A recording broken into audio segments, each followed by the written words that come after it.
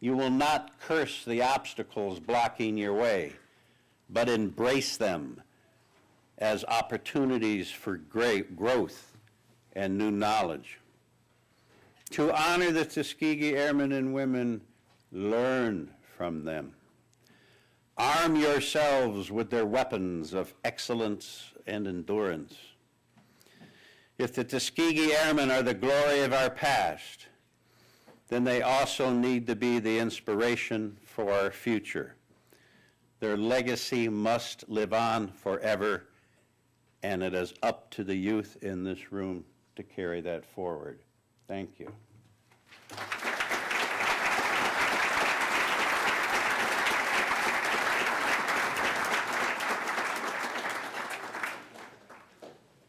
I have on my right Joseph Burrucker.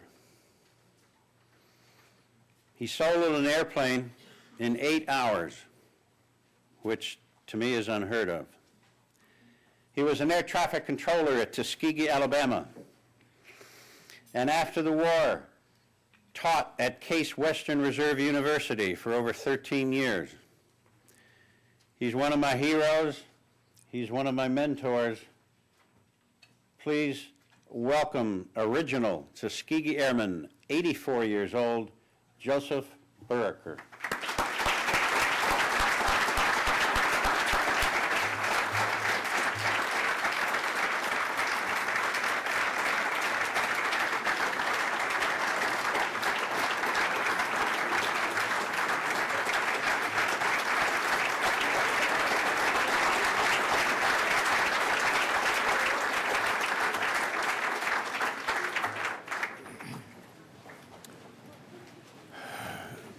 Thank you very much.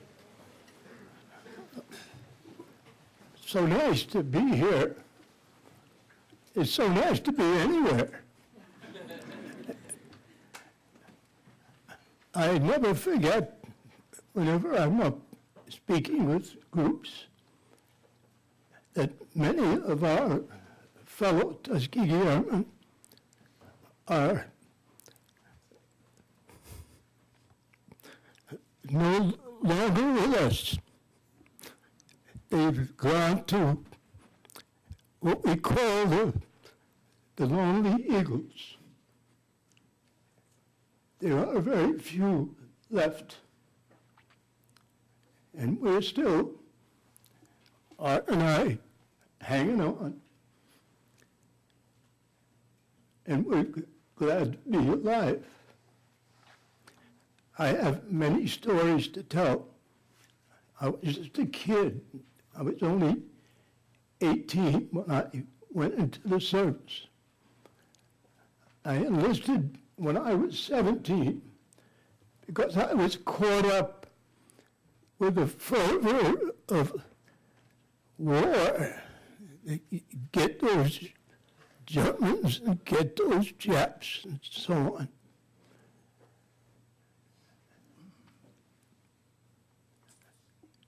Before I got to start flight training at Tuskegee,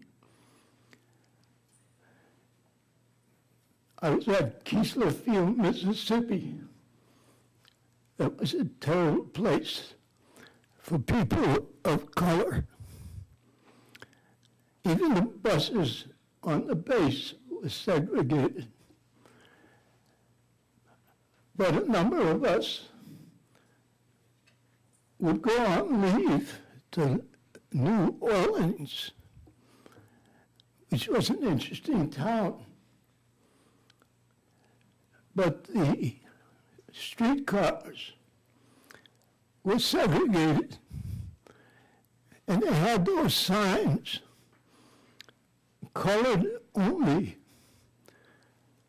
And when the streetcars left the station, those signs were placed in the middle of the streetcar. And then when the streetcar went through a white section, the whites would get up and sit in the front. And when there were no more seats in the section in front of the signs, colored only, they would pick the sign up and move it back 1 seat until there was only standing room for the black patrons who got on when they went through a black section of town. Well, we didn't look like that. And so those of us who were from New York and California and Massachusetts and Michigan, places where we didn't experience that kind of segregation, we each got on a separate streetcar with our long OD uniforms. And when we got off,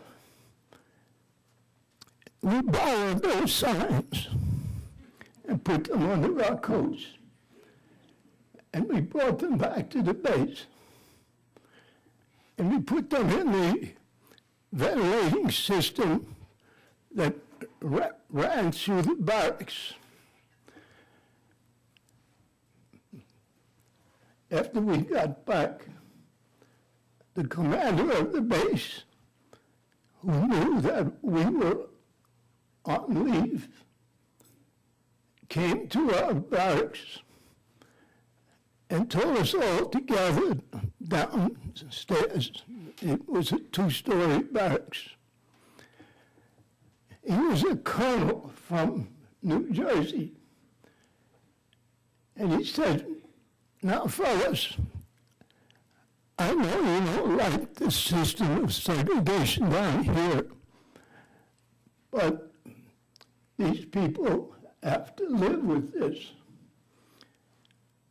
And you're not making it any easier." He said, "I got a call from the head of the transit system." And he said, and I quote, and I'm fabricating what I think his voice sounded like,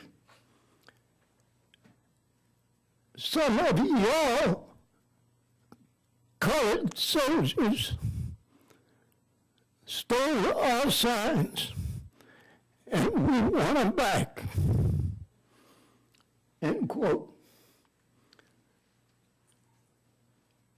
All the time that he was talking, he was standing right under the signs, and we were hoping that they didn't fall. And he said, "Whoever took a sign, bring it to my office." So each fellow took a sign. Some of the fellows who weren't even involved took the sign.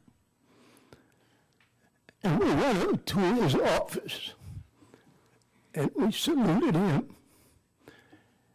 And he said he wanted to smile, but he controlled himself. And he said, "I don't want to hear any more about this now." That was the end of it. You heard about the civil rights movement in the 60s. Well, that was our civil rights movement when we were 18 and 19 years old in the South. I could tell you some stories that you probably wouldn't believe.